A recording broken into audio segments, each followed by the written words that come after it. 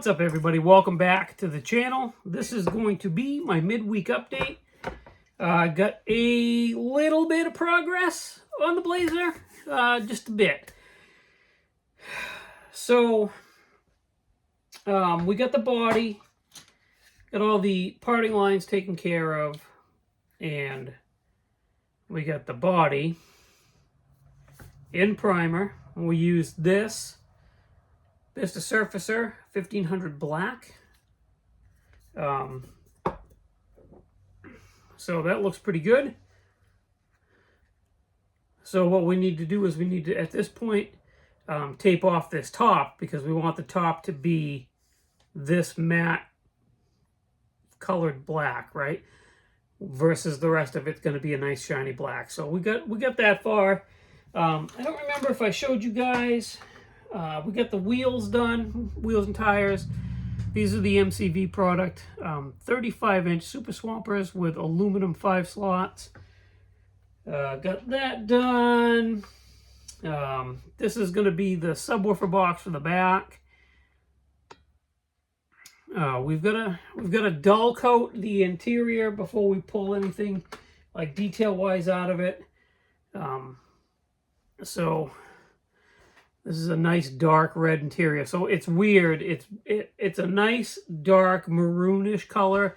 It almost looks purpley on the camera, but it's not. It's like dark red. So what I'm going to do is I'm going to dull coat that, or actually I'm going to use the flat clear, the Mr. Tamiya flat clear, and then pull out the details, door handles, window cranks, the speakers and stuff, because we added the component speakers to it. So that's basically as far as I've gotten on the Blazer. I had a busy week last week getting ready to go to the show, which we went to Down East Con, had a blast, had an absolute blast. Hung out with some friends, put some models on the tables, got to see people I don't normally see, which is amazing, and won a couple of awards.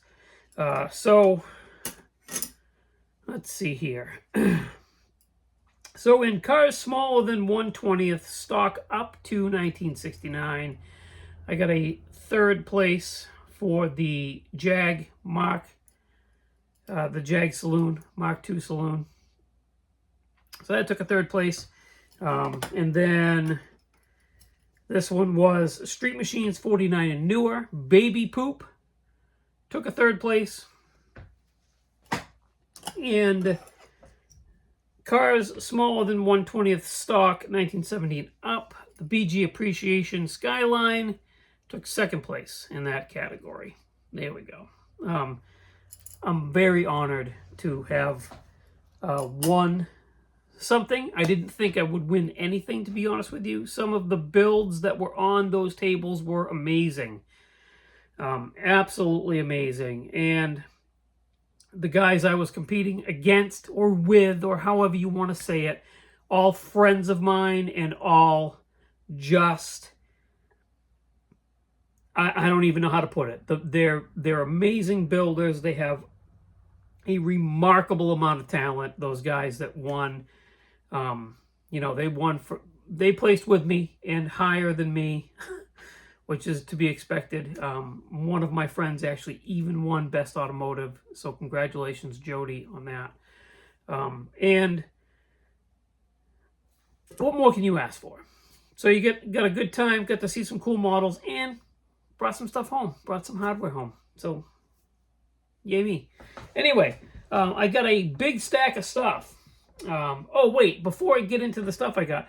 So I said I was going to bring everything that I brought to Down East Con, to Can-Am Con, and I thought, I started having second thoughts. I thought maybe I should replace some of them with some other stuff, because I've never been to Can-Am Con. So, technically, not even technically, in my opinion, everything I have is up for, like, I can bring it, right?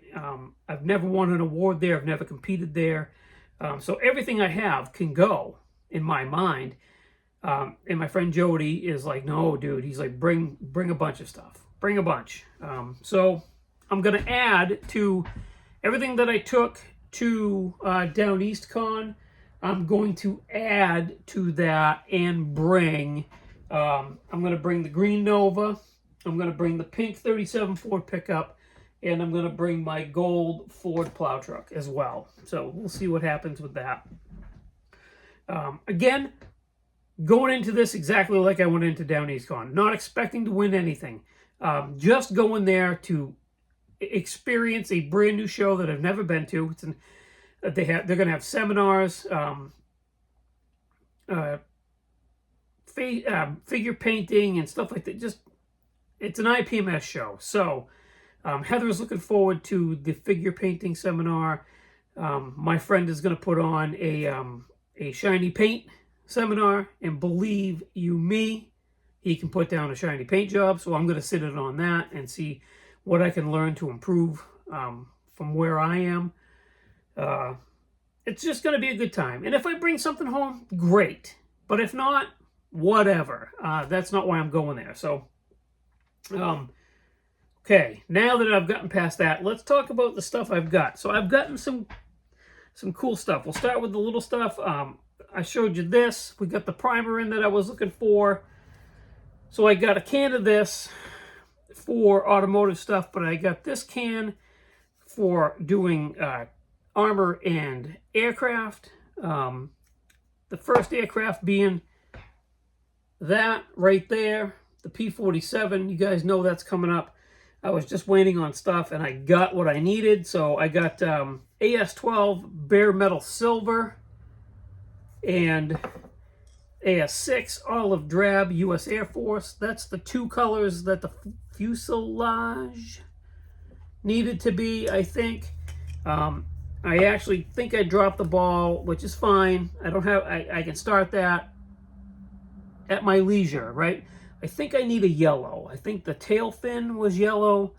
I'm going to have to look into that. I might need a yellow, but that's okay. I can pick it up anytime. And I got XF5 flat green. So there was some of this color in like the cockpit area and stuff like that. So we got that.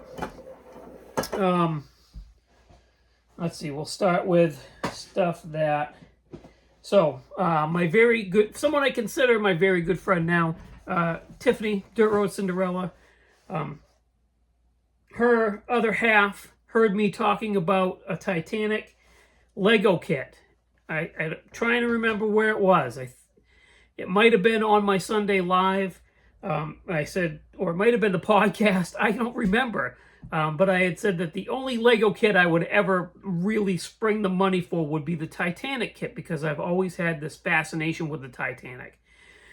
Heather and I, when we went out to Las Vegas about 10 years ago, one of the reasons why we went out there was because there was a huge Titanic exhibit that was going on at the time. I mean, huge. They had a piece of the hull, and they had all this stuff that they had picked up from the wreck. It was an amazing thing to see. But I've always loved the Titanic. And they sent me this. This is a... Let's see. Where is this thing? Oh, it's a 1/570th scale Revell RMS Titanic. The date on this is 1976. This is pretty cool. So this thing measures 18.5 inches in length when it's done. Fully engraved hull detail with individual plates, simulated portholes, cranes and ventilators, detailed rudder, authentic flag, 18 lifeboats, display stand. I mean, this thing's gonna be cool. I'm not a huge ship guy, right? But this is gonna get built because I've always loved the Titanic. And it's still taped shut. So I might open this up in a video at a later date and show you guys what's in there. It's a good possibility. Anyway, so I got that from Tiffany and her other half. And then I had talked about, the one kit I was looking for. This is hilarious. I always am just looking for one kit, and I don't plan to buy anything other than that one kit. whenever I go to a show. But as you guys know, my friend, I've been looking for the 67 Dodge Charger, and my buddy had one, and I was trying to get him to swap. And I was like spamming. I hope that wasn't a stroke. Anyway, spamming him with a ton of pictures of my stash and what I have for trade. And he wasn't answering me. He was kind of leaving me hanging on the hook. And he showed up at the show yesterday, and he hands me this, and he goes, "Here you go. I looked through your pictures, and I think I'm going to take a future draft pick." So I owe him a kit at this point. So thank you, Tim. I got my 67 Charger. This is cool. Now I feel comfortable in starting my my Charger builds at some point. So that's cool. These are not normally a popular car, but I'll tell you what, I really like these. Anyway, so thanks, Tim. So we got that. Now, I did pick this up from Hobby Emporium. We got the Netflix Billy's Camaro. So that's pretty cool. This is really a cool kit, guys, if you haven't seen what's inside. You get lots of options. Yes, the roof has been filled in. Some say it's not correct. I'm going to build this up as a stock Z28, I do believe. So that's pretty cool. So we got that. And then at the show, I always pick up more than what I say I'm going to. So hold on, I'm going to grab these. Okay, I'm back. Anyway. So I bought this, and Heather says, "Are you really buying a tank? Really?" Yeah, buying a tank, because I've been looking for this one, and it was out of stock. So we picked up this Tamiya kit. This is pretty cool. It comes with a photo etch part included. Got different 4th Panzer Division France, spring of 1940, and an unknown unit from Russia, 1941. Different markings. This is the Panzer Camp Wagon, all one word, 1. You tank guys out there are probably laughing at me, and that's fine. It's fine. But looks like a little miniature. Looks like a little mini tank. Right, so that's cool. We picked that up. And then we picked up this Calisonic Nissan R89C. That's a cool car. And this is a cool kit. I built one of this style of kits for the 48-hour group build last year and had a blast with it. And you can ask all of my friends.